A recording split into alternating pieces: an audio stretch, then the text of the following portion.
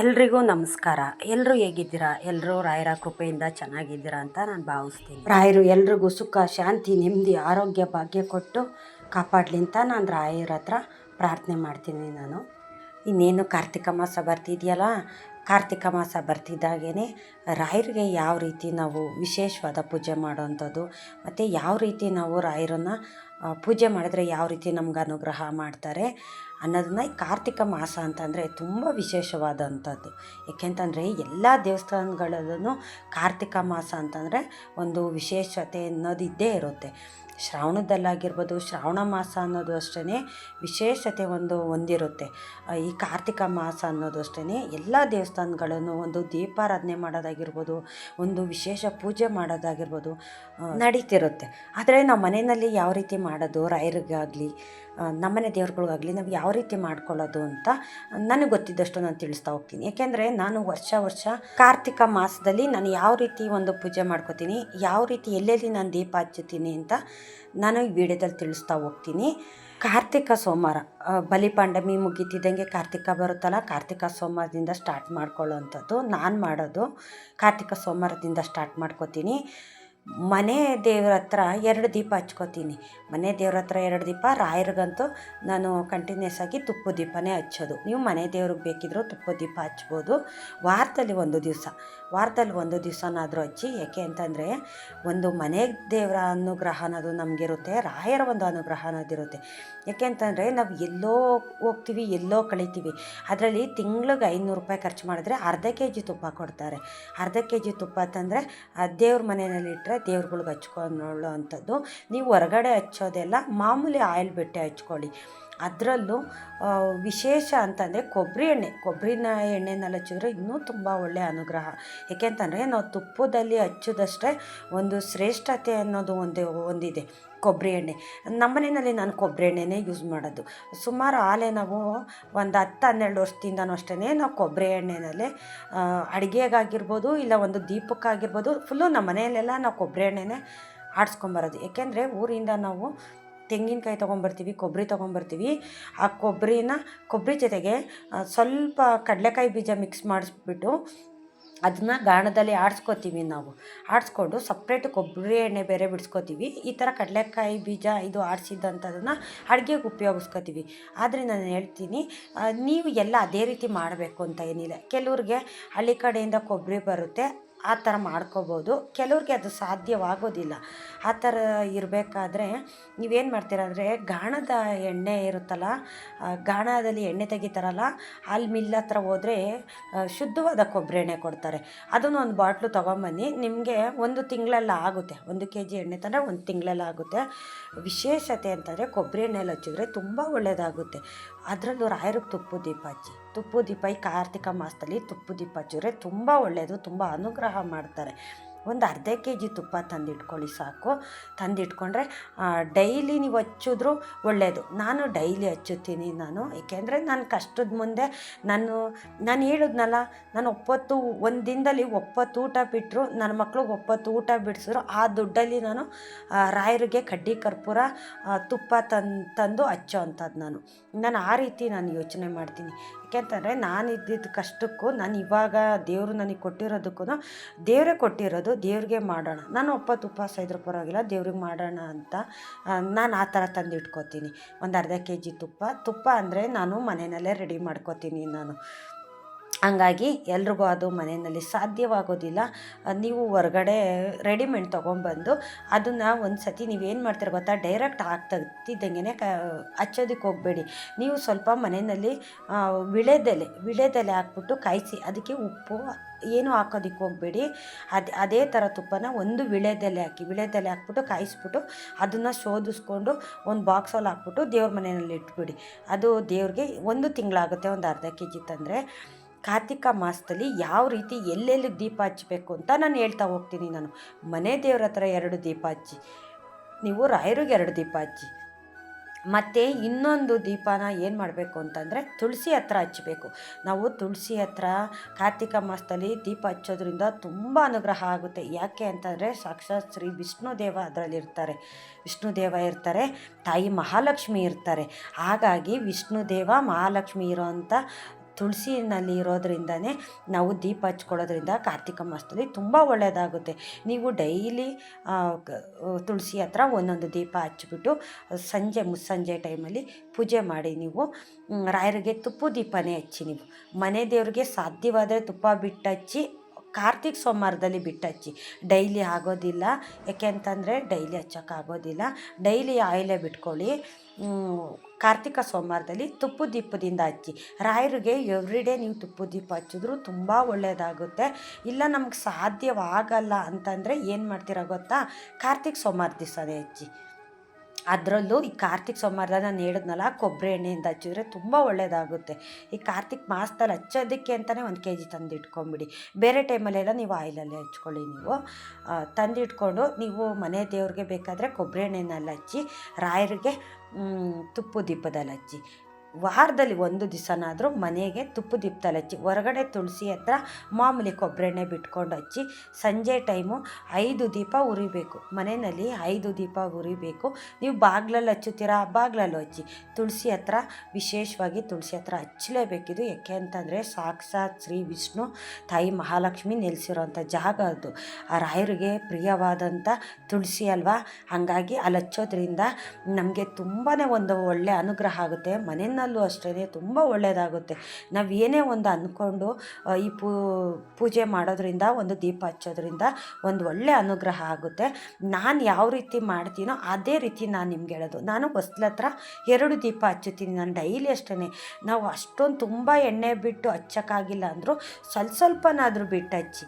ಸ್ವಲ್ಪ ಹೊತ್ತು 1.5 ಅವರು 1 ಅವರು ಉರಿದ್ರೂ ಸಾಕೋದು. ಯಾಕೆ ಅಂತಾರೆ ಇಡೀ ದಿವಸ ಉರಿಬೇಕು ಅಂತಲೇ ಏನಿಲ್ಲ. ನಾವು ಪೂಜೆ ಮಾಡಿ ಒಂದು ಸ್ವಲ್ಪ ಹೊತ್ತು ಇದ್ದು ಆಮೇಲೆ ಆರಿದ್ರೂ ಪರವಾಗಿಲ್ಲ.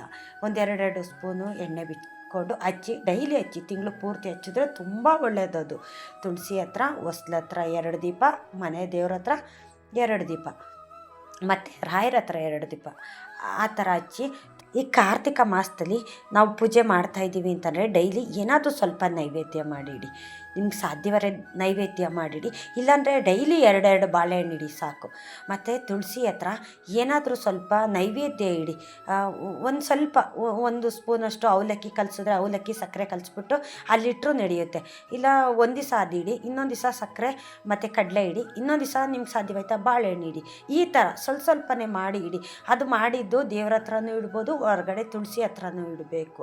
ಏಕೆ ಅಂತಂದರೆ ಸಾಕ್ಷಾತ್ ಶ್ರೀ ವಿಷ್ಣು ಅಲ್ವಾ, ಬ್ರಹ್ಮಾಂಡನೇ ಆಳೋಂಥ ವಿಷ್ಣು ದೇವರಲ್ವಾ, ಅವ್ರಿಗೆ ನಾವೊಂದು ನೈವೇದ್ಯ ಇಟ್ಟು ಒಂದು ದೀಪ ಬೆಳಗಿ ಪೂಜೆ ಮಾಡಿದ್ರೆ ನಮಗೊಂದು ಒಳ್ಳೆಯ ಅನುಗ್ರಹ ಅನ್ನೋದು ಮಾಡ್ತಾರೆ. ನಿಮಗೆ ಸಾಧ್ಯವಾದರೆ ಅರಳಿಕಟ್ಟೆಗೆ ಹೋಗಿ ಅಶ್ವತ್ಥಕಟ್ಟೆ ಅಂತ ಹೇಳ್ತಾರಲ್ಲ, ಅರಳಿ ಮರ, ಬೇವಿನ ಮರ ಇರೋವಂಥ ಅಶ್ವತ್ಥಕಟ್ಟೆ ಇರುತ್ತಲ್ಲ, ಅಲ್ಲಿಗೆ ಹೋಗಿ ನೀವು ಪ್ರದಕ್ಷಿಣೆ ಹಾಕಿ. ಅಲ್ಲಿ ನಾಗರಕಲ್ಲಿ ಇರುತ್ತಲ್ಲ ಅದನ್ನೆಲ್ಲ ತೊಳೆದುಬಿಟ್ಟು ಅರ್ಶಿನ ಕುಂಕುಮ ಇಟ್ಟುಬಿಟ್ಟು ಒಂದೊಂದು ಹೂ ಇಟ್ಟುಬಿಟ್ಟು ಕಡ್ಡಿ ಕರ್ಪೂರದಿಂದ ಪೂಜೆ ಮಾಡಿ ದೀಪ ಹಚ್ಬಿಟ್ಟು ಪೂಜೆ ಮಾಡಿ ಅಶ್ವತ್ಥಕಟ್ಟೆಗೆ 9 ಸುತ್ತು ಪ್ರದಕ್ಷಿಣೆ ಹಾಕಿ. ತುಂಬ ಒಳ್ಳೆಯದಾಗುತ್ತೆ. ಅಶ್ವತ್ಥಕಟ್ಟೆಗೆ ಪ್ರದಕ್ಷಿಣೆ ಯಾವ ಟೈಮು ಗಳಿಗೆ ಹೊತ್ತು ಏನು ನೋಡೋಂಗಿಲ್ಲ. ನೀವು ವರ್ಷ ಪೂರ್ತಿ ಮಾಡ್ತೀರಾ, ವರ್ಷ ಪೂರ್ತಿ ಮಾಡಿದ್ರು ತುಂಬ ಒಳ್ಳೆಯದು. ಏಕೆಂತಂದರೆ ನಾನು ನವಗ್ರಹ ಸುತ್ತೋದಿಲ್ಲ. ನವಗ್ರಹ ಅಂತಂದರೆ ದೇವಸ್ಥಾನಗಳಲ್ಲಿ ಇರುತ್ತಲ್ಲ 9 ನವಗ್ರಹಗಳು, ಅದು ನಾನು ಯಾವತ್ತೂ ಸುತ್ತೋದಿಲ್ಲ ನಾನು. ಏಕೆಂತಂದರೆ ನನಗೆ ಯಾರೋ ಒಬ್ಬರು ತಿಳಿಸಿ ಹೇಳಿದರು. ಇವಾಗಲ್ಲ, ನಾನು ಮದುವೆಗೆ ಮುಂಚೆ ಹೇಳಿದಂಥದ್ದು. ಅದು ಸರಿನೋ ತಪ್ಪೋ ನನಗೆ ಗೊತ್ತಿಲ್ಲ. ದಯವಿಟ್ಟು ಅದೇನಾದರೂ ತಪ್ಪಾಗಿದ್ದರೆ ದಯವಿಟ್ಟು ಕ್ಷಮಿಸಿ ನನಗೆ ಗೊತ್ತಿಲ್ಲ. ಯಾರೋ ಹೇಳಿದಂಥದ್ದು ನವಗ್ರಹ ನಾವು ಸುತ್ತಿದ್ರೆ ಅದು ನಮ್ಮನ್ನು ಸುತ್ತುತ್ತಂತೆ, ನಮ್ಮ ಮನೆಯನ್ನು ನಮ್ಮನ್ನು ಸುತ್ತುತ್ತಂತೆ ನವಗ್ರಹಗಳು. ಅದಕ್ಕೆ ನಾನು ಸುತ್ತಕ್ಕೆ ಹೋಗೋದಿಲ್ಲ ನಾನು. ಏಕೆಂತಂದರೆ ಭಯ ನನಗೆ. ಮೊದಲೇ ಶನಿ ಮಹಾತ್ಮ ಅಂತಂದರೆ ನನಗೆ ತುಂಬಾ ಭಯ ಇದೆ ನನಗೆ. ಹಾಗಾಗಿ ನಾನು ನವಗ್ರಹ ಸುತ್ತಕ್ಕೆ ಹೋಗೋದಿಲ್ಲ ನಾನು ವರ್ಷ ಅಶ್ವತ್ಥಕಟ್ಟೆನೇ. ಏಕೆಂತಂದರೆ ಧನುರ್ಮಾಸದಲ್ಲಾಗಿರ್ಬೋದು, ಬೇರೆ ಯಾವ ಟೈಮಲ್ಲಿ ಆಗಿರ್ಬೋದು, ನಾನು ಗೊತ್ತು ದಿನಗಳಿಗೆ ಏನೂ ನೋಡೋದಿಲ್ಲ ನಾನು. ಹೋಗಬೇಕು ಅನ್ಸುತ್ತಾ ಹೋಗ್ಬಿಟ್ಟು ಅಶ್ವತ್ಥಕಟ್ಟೆ ಹತ್ರ ಸುತ್ಕೊಂಡು ಬಂದುಬಿಡ್ತೀನಿ ನಾನು. ಅದನ್ನೆಲ್ಲ ಕ್ಲೀನ್ ಮಾಡಿ ನೀರು ಹಾಕಿ ತೊಳೆದುಬಿಟ್ಟು ಅರ್ಶಿನ ಕುಂಕುಮ ಇಟ್ಟು 2 ದೀಪ ಹಚ್ಚಿ ಕಡ್ಡು ಕರ್ಪೂರ ಹಚ್ಚಿ ಪೂಜೆ ಮಾಡಿ 2 ಬಾಳೆಹಣ್ಣು ತೊಗೊಂಡೋಗಿ ಇಟ್ಬಿಟ್ಟು 9 ಸುತ್ತು ನಾನು ಪ್ರದಕ್ಷಿಣೆ ಹಾಕ್ಕೊಂಡು ಬರ್ತೀನಿ. ಅದು ಈ ಕಾರ್ತಿಕ ಮಾಸದಲ್ಲಿ ನಾವು ಅದು ಮಾಡ್ತು ಅಂತಂದರೆ ತುಂಬ ಒಳ್ಳೆಯದಾಗುತ್ತೆ, ತುಂಬ ಅನುಗ್ರಹ ಆಗುತ್ತೆ. ಯಾಕೆ ಅಂತಂದರೆ ಅರಳಿ ಮರದಲ್ಲಿ ಸಾಕ್ಷಾತ್ ಶ್ರೀ ವಿಷ್ಣು ಇರ್ತಾರೆ. ನಾವು ಏನೇ ಮನಸ್ಸಲ್ಲಿ ಇಟ್ಕೊಂಡು ನಾವು ಪ್ರದಕ್ಷಿಣೆ ಹಾಕ್ತೀವಲ್ಲ, ಅವರು ಅಸ್ತು ಅಂತಾರೆ, ಅವರು ವಿಷ್ಣು ದೇವರು ಅಸ್ತು ಅಂತಂತಾರೆ. ಅದನ್ನು ನೀವು ಮಾಡೋದ್ರಿಂದ ತುಂಬ ಒಳ್ಳೆಯದಾಗುತ್ತೆ. ಆದಷ್ಟು ಹೋಗಿ ನೀವು ಅಲ್ಲಿ ಮಾಡ್ಕೊಂಡು ಬನ್ನಿ. ಯಾಕೆಂದರೆ ಡೈಲಿ ಮಾಡೋಕ್ಕಾಗಿಲ್ಲ ಅಂದರೂ ಸೋಮವಾರ ದಿವಸ ಬೆಳಿಗ್ಗೆ ಹೇಗೂ ಬೇಗ ಎದ್ದೇಳ್ತಿರಲ್ಲ, ಪೂಜೆ ಮಾಡಬೇಕಲ್ಲ, ಸ್ವಲ್ಪ ಬೇಗ ಎದ್ದು ಪೂಜೆ ಮಾಡ್ತೀರ, ಆವಾಗ ಅಲ್ಲಿಗೆ ಹೋಗಿ ಒಂದು 1/2 ಅವರ್ ಆಗುತ್ತೆ ಅಷ್ಟೇ. ನಮಗೇನೋ ಸ್ವಲ್ಪ ಹತ್ರ ಇದೆ, ನಾನು ಹೋಗ್ತೀನಿ. ನಿಮಗೆಲ್ಲ ಹತ್ರ ಇದ್ದರೆ ಹೋಗಿ ಮಾಡಿ, ದೂರ ಇದ್ದರೆ ಸೋಮವಾರ ಹೋಗಿ. ನನಗೆ ಹತ್ರ ಇದೆಯಲ್ವ, ನಾನು ಡೈಲಿ ಹೋಗ್ತೀನಿ, ನಾನು ಹೋಗಿ ಮಾಡೋವಂಥದ್ದು. ಏಕೆಂತಂದರೆ ನಾವು ಕಷ್ಟದಲ್ಲಿರಬೇಕಾದ್ರೆ ನಮಗೆ ಎಷ್ಟು ಗೊತ್ತಿದೆಯೋ ಅಷ್ಟು ದೇವ್ರುಗಳನ್ನ ಮಾಡಿದ್ರೆ ದೇವ್ರ ಅನುಗ್ರಹ ಅನ್ನೋದು ಒಂದು ನಮಗಾಗುತ್ತೆ. ನಾನು ಯಾವ ರೀತಿ ಮಾಡ್ತೀನೋ ಅದೇ ರೀತಿ ನಾನು ನಿಮ್ಗೆ ಹೇಳೋದು. ಏಕೆಂತಂದರೆ ಕಷ್ಟದಲ್ಲಿರೋರಿಗೆ ಈ ರೀತಿ ಮಾಡಿರಿ ಅಂತ ಹೇಳಿದ್ರೆ ಮಾಡ್ತಾರೆ ಕೆಲವರು. ಏಕೆಂತಂದರೆ ಏನಾದರೂ ಕೇಳ್ತಿರ್ತಾರೆ ಯಾರನ್ನಾದರೂ, ನಾವು ಕಷ್ಟದಲ್ಲಿದ್ದೀವಿ, ಏನಾದರೂ ಒಂದು ವ್ರತ ಹೇಳಿ, ಏನಾದರೂ ನೀವು ಚೆನ್ನಾಗಿದ್ದೀರಲ್ಲ, ನೀವೇನು ಪೂಜೆ ಮಾಡ್ತೀರ ಅದನ್ನು ನನಗೆ ಹೇಳಿ, ನಾನು ಅದನ್ನು ಮಾಡ್ತೀನಿ ಅಂತ ಹೇಳ್ತಾರೆ ಕೆಲವರು. ನಾನು ಕಷ್ಟದಲ್ಲಿದ್ದಾಗ ನಾನು ಎಲ್ಲ ರೀತಿಯೂ ನಾನು ಪೂಜೆಗಳನ್ನ ಮಾಡಿದ್ದೀನಿ, ಇದನ್ನು ಬಿಟ್ಟಿದ್ದೀನಿ ಇನ್ನಂಗಿಲ್ಲ. ಪ್ರತಿಯೊಂದು ನನಗೇನು ತೋಚುತ್ತೋ ಅದನ್ನೆಲ್ಲ ಮಾಡಿದ್ದೀನಿ. ನಾನು ರೋಡಲ್ಲಿ ನಡ್ಕೊಂಡು ಹೋಗ್ತಿರ್ತೀನ, ಅಲ್ಲಿ ಏನಾದ್ರು ಕಲ್ಲು ಕಂಡು ಸಾಕು, ಆ ಕಲ್ಗೂ ಕೈ ಮುಗಿಯುವನಿ ನಾನು. ಒಂದು ಹುತ್ತ ಕಾಣುತ್ತಾ ಆ ಹುತ್ತಕ್ಕೂ ಚೊಪ್ಲಿ ಸೈಡಿಗೆ ಬಿಟ್ಬಿಟ್ಟು ಆ ಹುತ್ತಕ್ಕೂ ನಮಸ್ಕಾರ ಹಾಕಿವ್ನಿ. ಏಕೆಂತಂದರೆ ಈ ಕಲ್ಲಲ್ಲಾದರೂ ದೇವರಿದ್ದಾರೇನೋ, ನನಗೊಂದು ಒಳ್ಳೇದು ಮಾಡ್ತಾರೇನೋ, ಆ ಹುತ್ತದಲ್ಲಾದರೂ ದೇವರಿದ್ದಾರೇನೋ, ಆ ದೇವರು ಒಳ್ಳೇದು ಮಾಡ್ತಾರೇನೋ. ಎಲ್ಲರೂ ಒಂದು ಅರಳಿ ಮರ ಇದು ಕಾಣಂಗಿಲ್ಲ, ನಾನು ತಕ್ಷಣ ಗಾಡಿ ಇಳಿದ್ಬಿಟ್ಟು ಏನು ಮಾಡ್ತೀನಿ ಗೊತ್ತಾ, ಚಪ್ಪಲಿ ಸೈಡಲ್ಲಿ ಬಿಟ್ಬಿಟ್ಟು ಒಂದು 3 ಪ್ರದಕ್ಷಿಣೆ ಇಲ್ಲ ಒಂದು 5 ಪ್ರದಕ್ಷಿಣೆ ಹಾಕ್ಬಿಟ್ಟು ಆಮೇಲೆ ನಾನು ಮುಂದೆ ಕೆಲಸ ನೋಡ್ತೀನಿ. ನಾನು ಆ ಥರ ನನಗೆ ಎಷ್ಟೇ ಟೈಮ್ ಆಗಿದ್ರು ಏನೇ ಆಗಿದ್ರು ಅರಳಿ ಮರ ಬೇವಿನ ಮರ ಖಂಡಿತವ ನಾನು ಸುತ್ತು ಪ್ರದಕ್ಷಿಣೆ ಹಾಕ್ಬಿಟ್ಟು ನಮಸ್ಕಾರ ಮಾಡಿಕೊಂಡು ನನ್ನ ಕಷ್ಟನೆಲ್ಲ ನಾನು ಹೇಳ್ಕೊಂಡು ಹೋಗೋದು. ಮತ್ತು ಇನ್ನೊಂದು ವಿಷಯ ಅಂತಂದರೆ ನಾನು ಹೇಳ್ತೀನಿ ಕೇಳಿ, ಅರಳಿ ಮರದ ಹತ್ರ ನೀವೆಲ್ಲ ಪ್ರದಕ್ಷಿಣೆ ಹಾಕಿ ಬರ್ತೀರಲ್ಲ, 9 ಪ್ರದಕ್ಷಿಣೆ ಹಾಕಿ ಬಂದು ನಮಸ್ಕಾರ ಮಾಡ್ಕೋತಿರಲ್ಲ, ಅರಳಿ ಮರದ ಹತ್ರ ನಿಮ್ಮಲ್ಲಿ ಏನು ಕೋರಿಕೆ ಇದೆ, ನಿಮ್ಮ ಮನಸ್ಸಲ್ಲಿ ಏನು ನೋವಿದೆ, ಏನಾಗಬೇಕು, ಅರಳಿ ಮರಕ್ಕೆ ಕೇಳಿ. ಅರಳಿ ಮರ ಕೇಳ್ಕೊಂಡ್ರೆ ಸಾಕ್ಷಾತ್ ಶ್ರೀ ವಿಷ್ಣು ಕೈಲಿ ನಾವು ಹೇಳ್ಕೊಂಡಂಗೆ ತಕ್ಷಣ ಅನುಗ್ರಹ ಮಾಡ್ತಾರೆ. ಇದು 100ಕ್ಕೆ 100 ಸತ್ಯ ಇದು. ಏಕೆ ಅಂತಂದರೆ ನಾನು ಪರೀಕ್ಷೆ ಮಾಡಿದ್ದೀನಿ. ನಾನು ನನ್ನ ಮಕ್ಕಳು ಕರ್ಕೊಂಡೋದ್ರೂ ಪ್ರದಕ್ಷಿಣೆ ಹಾಕಿ ಮುಗ್ದಿದ ನಂತರ ಅಲ್ಲಿ ಕೂರಿಸ್ತೀನಿ. ನಾನು ಕೂರಿಸ್ಬಿಟ್ಟು ನಿಮ್ಮ ಮನಸ್ಸಲ್ಲಿ ಏನಿದೆ ಅದು ನೀವು ಕೇಳ್ಕೊಳ್ಳಿ, ಈ ಥರ ಕೇಳಿ ಅಂತ ನಾನು ಹೇಳ್ತೀನಿ. ಅವರು ಕೇಳ್ತಾರೆ. ಆ ಥರ ನಾವು ಅರಳಿ ಮರಕ್ಕೆ ನಮ್ಮ ಒಂದು ಕೋರಿಕೆ ನಾವು ಹೇಳ್ಕೊಳ್ಳೋದ್ರಿಂದ, ಈಗ ರಾಯರ ಮುಂದೆ ಕೂತ್ಕೊಂಡು ನಾವು ಹೇಗೆ ಹೇಳ್ಕೊತೀವೋ ಬಾಯಿ ಬಿಟ್ಟು, ಆ ಥರ ನಾವು ಅರಳಿ ಮರಕ್ಕೆ ಹೇಳಿದ್ರೆ ಅದು ಅನುಗ್ರಹ ಅನ್ನೋದು ಮಾಡುತ್ತೆ. ಸಾಕ್ಷಾತ್ ಶ್ರೀ ವಿಷ್ಣು ಇರೋ ಅಂಥ ಜಾಗ ಅಲ್ವಾ, ನಮಗೆ ಒಂದು ಒಳ್ಳೆ ಅನುಗ್ರಹ ಅನ್ನೋದು ಮಾಡುತ್ತೆ. ನಿಮ್ಮ ಮನಸ್ಸಲ್ಲಿರೋ ಕೋರಿಕೆನೆಲ್ಲ ಅರಳಿ ಮರಕ್ಕೆ ಹೇಳಿ, ತುಂಬ ಒಳ್ಳೆಯದಾಗುತ್ತೆ. ಈ ಥರ ಮಾಡಿ ಡೈಲಿ ನೀವು ದೀಪ ಹಚ್ಚೋಕ್ಕಾದರೆ ಡೈಲಿ ಹಚ್ಚಿ. ಏಕೆಂದರೆ ಹೊಸ್ಲಲ್ಲಿ ಬಾಗಿಲಿಗೆ 2 ದೀಪ ಹಚ್ಚುತ್ತಾರಲ್ಲ, ತುಳಸಿ ಹತ್ರ 1 ಹಚ್ಚಿ, ಮನೆ ದೇವ್ರ ಹತ್ರ 2 ಹಚ್ಚಿ, ಮತ್ತು ರಾಯರಿಗೆ 2 ಹಚ್ಚಿ. ನಾನು ರಾಯರಿಗೆ ಡೈಲಿ ನಾನು ತುಪ್ಪ ದೀಪನೇ ನಾನು ಹಚ್ಚೋದು. ನಾನು ಮನೆ ದೇವರಿಗೆ ವಾರಕ್ಕೊಂದು ದಿವಸ ಹಚ್ಚುತ್ತೀನಿ. ನಮ್ಮ ಮನೆ ವಾರ ಶನಿವಾರ ಇದೆಯಲ್ಲ, ಅವತ್ತು ನಾನು ಹಚ್ಚುತ್ತಿದ್ದೆ. ಕಾರ್ತಿಕ್ ಸೋಮವಾರದಲ್ಲೂ ಅಷ್ಟೇ, ನಾನು ಕಾರ್ತಿಕ್ ಸೋಮವಾರದಲ್ಲಿ ಶನಿವಾರದಲ್ಲಿ ಅಷ್ಟೇ ನಾನು ತುಪ್ಪ ದೀಪ ಹಚ್ಚೋದು. ಡೈಲಿ ನಾನು ಎಣ್ಣೆ ಬಿಟ್ಟೆ ನಮ್ಮ ಮನೆ ದೇವ್ರಿಗೆ ದೀಪ ಹಚ್ಚೋದು. ಏಕೆಂದರೆ ನಮ್ಮ ಮನೆ ದೇವ್ರು ನಾವು ಹೇಗೆ ಮಾಡಿದ್ರು ಸಹಿಸ್ಕೋತಾರೆ, ಕೇಳ್ತಾರೆ. ನಮ್ಮ ಮನೆ ದೇವರು ನಾವು ಬಿಡೋ ಆಗಿಲ್ಲ. ಅವರು ಅಷ್ಟೇ ನಮ್ಮ ಕುಲದವ್ರನ್ನ ಅವರು ಬಿಡೋದಿಲ್ಲ. ಮನೆ ದೇವ್ರುಗಳು ನನ್ನ ಪೂಜೆ ಮಾಡ್ತಿದ್ದಾರೆ ಅಂದ್ಬಿಟ್ಟು ಅವರು ನಮ್ಮನ್ನು ಬಿಡೋದಿಲ್ಲ. ಸ್ವಲ್ಪ ಹೆಚ್ಚು ಕಮ್ಮಿ ಆದರೂ ತಪ್ಪಾದರೂ ನಮ್ಮ ಮನೆ ದೇವ್ರುಗಳು ಸಹಿಸ್ಕೋತವೆ. ಆದರೆ ನಾವು ಆರಾಧಿಸುವಂಥ ಬೇರೆ ದೇವ್ರುಗಳು ಇರುತ್ತಲ್ಲ, ಈಗ ರಾಯರಾಗಿರ್ಬೋದು, ಈಗ ಒಬ್ಬೊಬ್ಬರು ಒಂದೊಂದು ದೇವ್ರುಗಳನ್ನ ಆರಾಧನೆ ಮಾಡ್ತಾರೆ. ಆ ಥರದ್ದು ಇರ್ತಾರಲ್ಲ, ಅಂಥವ್ರಿಗೆ ನಾವು ಸ್ವಲ್ಪ ವಿಶೇಷವಾದಂಥ ಪೂಜೆ ಮಾಡಬೇಕಾಗುತ್ತೆ. ಏಕೆಂದರೆ ರಾಯರು ಅಂದರೆ ರಾಯರಿಗೆ ತುಳಸಿ ತುಪ್ಪದ ದೀಪ ಹಚ್ಚೋದ್ರಿಂದ ಒಂದು ಒಳ್ಳೆ ಅನುಗ್ರಹ ಆಗುತ್ತೆ. ಅದು ಈ ಕಾರ್ತಿಕ ಮಾಸದಲ್ಲಿ ಮಾಡೋದು ತುಂಬ ಒಳ್ಳೆಯದಾಗುತ್ತೆ. ನೀವೆಲ್ಲರೂ ಮಾಡಿ ಅದನ್ನು. ನನ್ನದು ಒಂದು ಮನವಿ ಅದು. ಆ ಥರ ಒಂದು ಮನೆಯಲ್ಲಿ ನಾವು ದೀಪ ಬೆಳಗಿದ್ರೆ ನಮ್ಮ ಜೀವನದ ದೀಪನೇ ಬೆಳಗಿಸ್ತಾರೆ ಭಗವಂತ. ನಮ್ಮ ವಂಶ ಪಾರಂಪರೆಯಲ್ಲಿ ನಮಗೆ ಆರದೇ ಇರೋ ಹಾಗೆ ನಮ್ಮ ವಂಶ ಪೂರ್ತಿ ಜೀವನ ಬೆಳಗಿಸ್ತಾರೆ, ಬೆಳಕನ್ನೋದು ಕೊಡ್ತಾರೆ, ನಮ್ಮ ಬಾಳಿನಲ್ಲಿ ಬೆಳಕನ್ನೋದು ಕೊಡ್ತಾರೆ ದೇವ್ರುಗಳು. ನಾವು ಮನೆಯಲ್ಲಿ ದೇವ್ರುಗಳಿಗೆ ಎಷ್ಟು ಒಂದು ದೀಪಾರಾಧನೆ ಮಾಡ್ತೀವೋ ಅಷ್ಟು ನಮ್ಮ ಜೀವನನ ಒಂದು ಜ್ಯೋತಿ ಥರ ಉರಿಯೋ ಥರ ಮಾಡ್ತಾರೆ. ಆರೋಕ್ಕೆ ಬಿಡೋದಿಲ್ಲ ಅವರು. ನೀನು ಹಚ್ಚಿರೋ ದೀಪ ನಿನ್ನ ವಂಶ ನಿನ್ನ ವಂಶ ಪೂರ್ತಿ ನೀವು ಚೆನ್ನಾಗಿರಬೇಕು ಅನ್ನೋದೊಂದು ಹಾರೈಸ್ತಾರೆ ಅವರು. ನಾವು ಎಲ್ಲಿ ಜ್ಯೋತಿ ಬೆಳಗ್ತೀವೋ ಕೆಲವರು ದೇವಸ್ಥಾನಗಳಲ್ಲೂ ಹೋಗಿ ದೀಪಾರಾಧನೆ ಮಾಡಿ ಬರ್ತಾರೆ. ನಾನು ಹೋಗ್ತೀನಿ. ನಾನು ಹೋಗಿ ಒಂದೊಂದು ವಾರ ಒಂದೊಂದು ದೇವಸ್ಥಾನಕ್ಕೆ ಎಣ್ಣೆ ಬತ್ತಿ ದೀಪ ತೊಗೊಂಡೋಗಿ, ದೀಪ ಏನೋ ಅಲ್ಲೇ ಇರುತ್ತೆ, ಬತ್ತಿ ತೊಗೊಂಡೋಗ್ತೀನಿ, ಎಣ್ಣೆ ತೊಗೊಂಡೋಗಿ ಒಂದು ಅರ್ಧ kg ಎಣ್ಣೆ ತೊಗೊಂಡೋಗ್ತೀನಿ. ತೊಗೊಂಡೋಗಿ ಒಂದೊಂದು ವಾರ ಒಂದೊಂದು ದೇವಸ್ಥಾನಕ್ಕೆ ಹಚ್ಬಿಟ್ಟು ಬರ್ತೀನಿ. ಒಂದೇ ದೇವಸ್ಥಾನಕ್ಕೆ ಹೋಗಲ್ಲ. ಒಂದು ಸತಿ ಆಂಜನೇಯನ ದೇವಸ್ಥಾನಕ್ಕೆ ಹೋಗ್ತೀನಿ, ಇನ್ನೊಂದು ಸತಿ ಶಿವನ ದೇವಸ್ಥಾನಕ್ಕೆ ಹೋಗ್ತೀನಿ, ಇನ್ನೊಂದು ದಿವಸ ಹತ್ರ ಯಾವುದಿದೆಯೋ ನಮ್ಮ ಮನೆ ಹತ್ರ ಯಾವ ದೇವಸ್ಥಾನ ಇದೆಯೋ ಆ ದೇವಸ್ಥಾನಕ್ಕೆ ಹೋಗಿ ನಾನು ಹಚ್ಚಿ ಬರೋ ಅಂಥದ್ದು. ನನ್ನ ಕೈಲಿ ಸಾಧ್ಯವಾದಷ್ಟು ನಾನು ಮಾಡ್ತೀನಿ. ಏಕೆಂತಂದರೆ ಹಿಂದೆ ಅದನ್ನೆಲ್ಲ ಮಾಡೋದಕ್ಕೆ ನನಗೆ ಶಕ್ತಿ ಇರಲಿಲ್ಲ. ನನಗೆ ಡೈಲಿ ದೀಪ ಹಚ್ಚೋದಕ್ಕೂ ನನಗೆ ಶಕ್ತಿ ಇರಲಿಲ್ಲ. ಆವಾಗ 2 ಗಂಧ ಕಡ್ಡಿ ಹಚ್ಬಿಟ್ಟು ದೇವ್ರ ಮುಂದೆ ಕುತ್ಕೊಂಡು ನಾನು ಕೇಳ್ಕೊತಿದ್ದೆ, ನನ್ನ ಹತ್ರ ಇರೋದೇ ಇಷ್ಟು, ನನಗೆ ಒಂದು ಬಾಳೆಹಣ್ಣು ತಂದಿಟ್ಟು ನಿನಗೆ ನೈವೇದ್ಯಕ್ಕಿಟ್ಟು ಪೂಜೆ ಮಾಡೋದಕ್ಕೂ ನನಗೆ ಶಕ್ತಿ ಇಲ್ಲ. ನನ್ನ ಕೈಲಿ ಸಾಧ್ಯವಾಗ್ತಾ ಇರೋದು 2 ಗಂಧ ಕಡ್ಡಿ ಅಷ್ಟೇ. ಅದ್ರ ಮೇಲೆ ನನಗೆ ಹಚ್ಚೋಕ್ಕಾಗಲ್ಲ. ನಿನಗೆ ದೀಪನೂ ನಾನು ಡೈಲಿ ಹಚ್ಚೋಕ್ಕಾಗೋದಿಲ್ಲ. ನಾನು ಹಚ್ಚೋದೇ ವಾರಕ್ಕೊಂದು ದಿವಸ. ನೀನು ನನಗೆ ಕೊಡು, ನನಗೆ ಕೊಟ್ಟರೆ ನಾನು ಕೊಡ್ತೀನಲ್ವಾ, ಮಾಡ್ತೀನಲ್ವಾ, ನೀನು ನನಗೆ ಕೊಟ್ಟರೆ ನಾನು ನಿನಗೆ ಮಾಡ್ತೀನಿ ಅಂತ ನಾನು ದೇವ್ರ ಹತ್ರ ಕೇಳ್ಕೊಂಡಿದ್ದಕ್ಕೆ ಇವಾಗ ನನಗೆ ದೇವ್ರು ಅಷ್ಟು ಇಷ್ಟ ನನಗೆ ಕೊಟ್ಟಿದ್ದಾರೆ ನನಗೆ. ಆದ್ದರಿಂದ ನಾನು ಬೆಳಿಗ್ಗೆ ಸಂಜೆ ನನ್ನ ಮನೆಯಲ್ಲಿ ದೀಪ ಅನ್ನೋದು ಉರಿತಾನೆ ಇರುತ್ತೆ.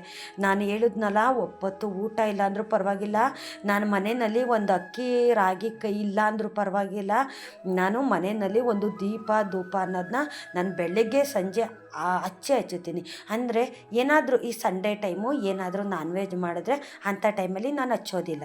ಅವತ್ತು ಒಂದು ದಿವಸ ಬೆಳಗ್ಗೆ ಹಚ್ಚಿರ್ತೀನಿ, ಸಂಜೆ ಅವತ್ತೊಂದು ದಿವಸ ಬಿಡ್ತೀನಿ. ನಾನು ತಿರ್ಗಾ ನೆಕ್ಸ್ಟ್ ಡೇ ತಲೆಗೆ ಸ್ನಾನ ಮಾಡಿ ನನ್ನ ಯಥಾಸ್ಥಿತಿ ಪ್ರಕಾರ ಬೆಳಗ್ಗೆನೇ ಪೂಜೆ ಮಾಡಿ ನನ್ನ ಕೆಲಸ ಏನಿದೆಯೋ ಅದರಲ್ಲಿ ನಾನು ಮುಂದುವರಿತೀನಿ. ನೋಡಿ, ದೇವರು ನಮ್ಗೆ ಎಷ್ಟು ಕೊಟ್ಟಿದ್ದಾರೋ ಅಷ್ಟರಲ್ಲೇ ನಾವು ಮಾಡೋಣ.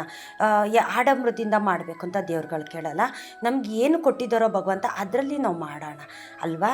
ನಮ್ಗೆ ಒಳ್ಳೇದಾಗಬೇಕು ಅಂದರೆ ದೇವ್ರಿಗೆ ಮಾಡೋದ್ರಲ್ಲಿ ಏನು ತಪ್ಪಿಲ್ಲ ಅಲ್ಲ. ಇಷ್ಟೊತ್ತು ನನ್ನ ವಿಡಿಯೋ ನೋಡಿದ್ದಕ್ಕಾಗಿ ತುಂಬ ಹೃದಯದ ಧನ್ಯವಾದಗಳು. ರಾಯರು ಎಲ್ರಿಗೂ ಸುಖ ಶಾಂತಿ ನೆಮ್ಮದಿ ಆರೋಗ್ಯ ಭಾಗ್ಯ ಕೊಟ್ಟು ಕಾಪಾಡಲಿ ಅಂತ ನಾನು ರಾಯರ ಹತ್ರ ಕೇಳ್ಕೊತೀನಿ.